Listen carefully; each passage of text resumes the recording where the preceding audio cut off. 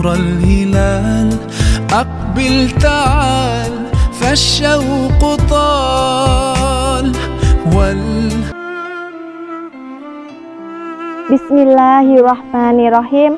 Assalamualaikum warahmatullahi wabarakatuh. Alhamdulillahirabbil alamin. Wassalatu wassalamu ala asrofil anbiya'i wal mursalin Sayyidina wa maulana Muhammadin wa ala alihi wa sahbihi ajmain, amma ba'd. Puji syukur teruntuk Allahu Rabbi, Zat yang maha ghafur, Zat yang maha syukur, yang telah memberikan beribu-ribu nikmat yang tak terukur.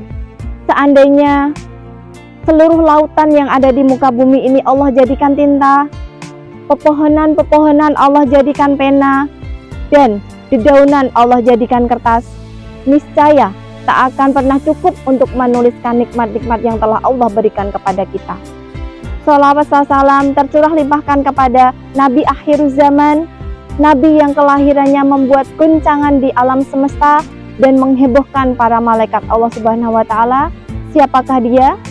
Tak lain dan tak bukan adalah Nabi Muhammad Shallallahu Alaihi Wasallam. Semoga keluarganya, sahabatnya, dan kita selaku umatnya yang menganut sunnah-sunnahnya mendapatkan syafaatnya di hari akhir kelak. Amin.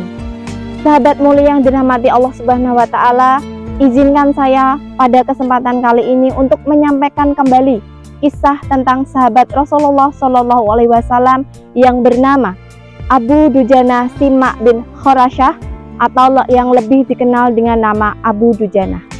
Abu Dujana yang memiliki perawakan badan tinggi besar ini dikenal sangat pemberani di medan perang.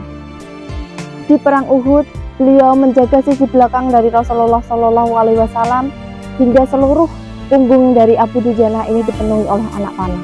Sepeninggalan Rasulullah, Abu Dujana tidak pernah absen untuk mengikuti peperangan-peperangan lainnya. Pada masa pemerintahan Abu Bakar As-Siddiq terjadilah peperangan Yamamah, yakni peperangan melawan nabi palsu. Di perang besar ini salah satu kaki Abu Dujana patah. Namun ia tak peduli, tetap maju dengan pasukannya untuk menumbangkan lawan. Dan di hari itulah akhir dari perjuangan Abu Dujana. Ia meninggal dalam keadaan syahid, dalam keadaan membela agama Allah Subhanahu wa Ta'ala. Selain dikenal sebagai seorang yang pemberani dalam medan perang, Abu Dujana ini adalah seseorang yang sangat menjaga dirinya dan keluarganya dari perkara yang haram. Dikisahkan suatu hari Rasulullah pernah meneteskan air mata karena Abu Dujana. Ketika selesai melaksanakan sholat subuh, Abu Dujana ini selalu terburu-buru untuk pulang ke rumah. Melihat gelagat Abu Dujana ini, kemudian Rasulullah memanggil beliau dan bertanya, "Wahai Abu Dujana, apakah yang menyebabkan engkau sehingga setelah melaksanakan sholat subuh, engkau langsung bergegas untuk pulang ke rumah? Apakah tidak ada doa yang ingin engkau pinta kepada Allah?" Kemudian Abu Dujana ini pun menjawab, "Ya Rasulullah, rumah kami ini berdampingan dengan rumah seorang laki-laki. Di perkarangan rumah tetangga kami laki-laki ini tumbuh pohon kurma yang menjulang dan dahannya menjuntai di sekitar rumah kami. Setiap kali ada angin yang tertiup di malam hari, maka kurma-kurma dari tetangga kami ini akan berjatuhan dan mendarat di sekitar rumah kami. Ya Rasul, kami keluarga yang tak berpunya. Anakku sering kelaparan karena kurang makan. Saat mereka terbangun dari tidurnya, apapun yang ada di sekitar mereka akan mereka makan. Oleh karena itu, setelah selesai jamaah salat subuh, kami harus segera bergegas untuk pulang ke rumah sebelum anak-anak kami itu terbangun dari tidurnya. Lalu kami kumpulkan kurma-kurma milik tetangga kami itu dan kami kembalikan kurma itu kepada pemiliknya yang berhak. Hingga suatu hari kami agak telat pulang ke rumah. Ada anakku yang sudah terlanjur makan kurma hasil temuannya. Mata kepalaku sendiri menyaksikan ia telah mengunyah kurma basah di dalam mulutnya.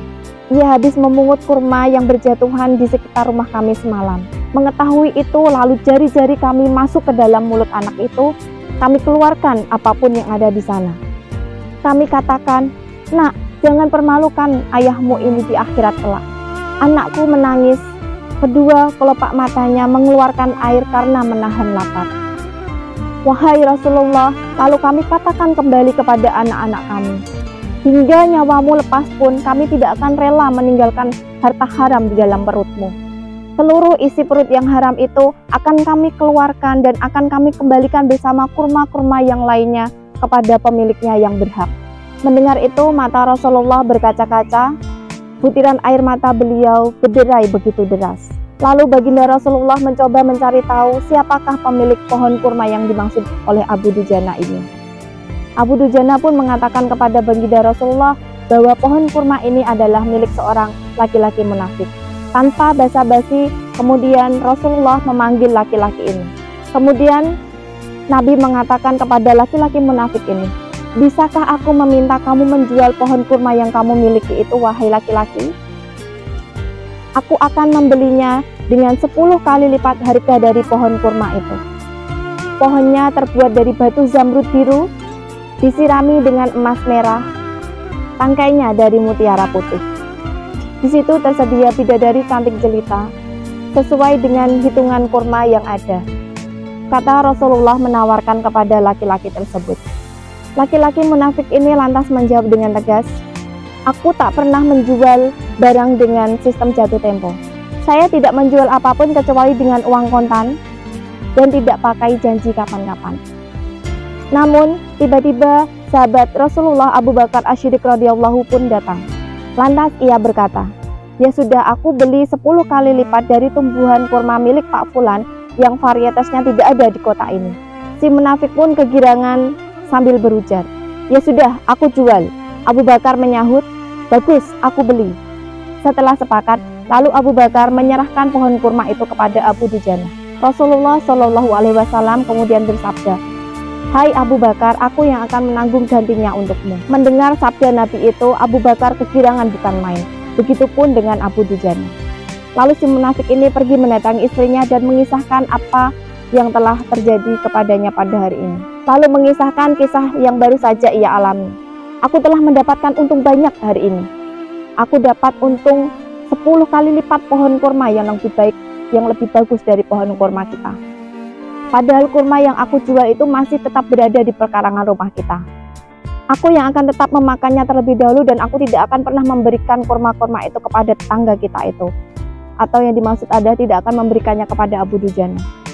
Malamnya, saat si munafik ini tidur dan terbangun di pagi harinya, tiba-tiba pohon kurma yang ia miliki berpindah posisi, menjadi berdiri di atas tanah milik Abu Dujana. Dan seolah-olah tak pernah pohon kurma ini tumbuh di atas tanah milik si munafik ini. Tempat asal pohon kurma itu tumbuh rata dengan tanah. Ia pun sangat keheranan.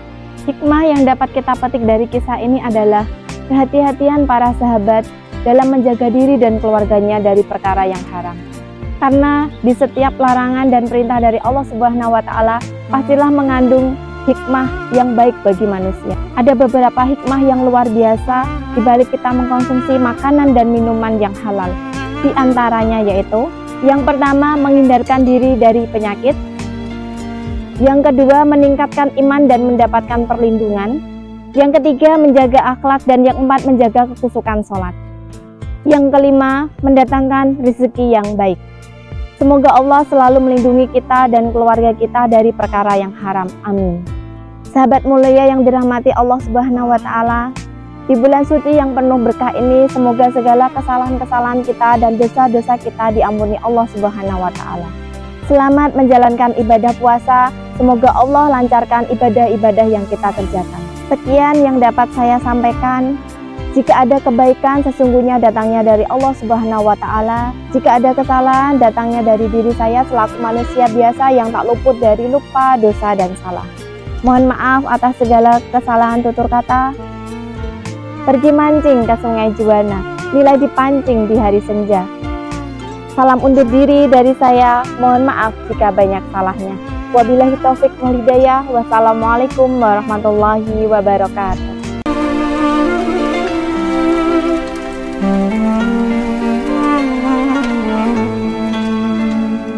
يا نور الهلال أقبل تعال فالشوق طال والقلب سام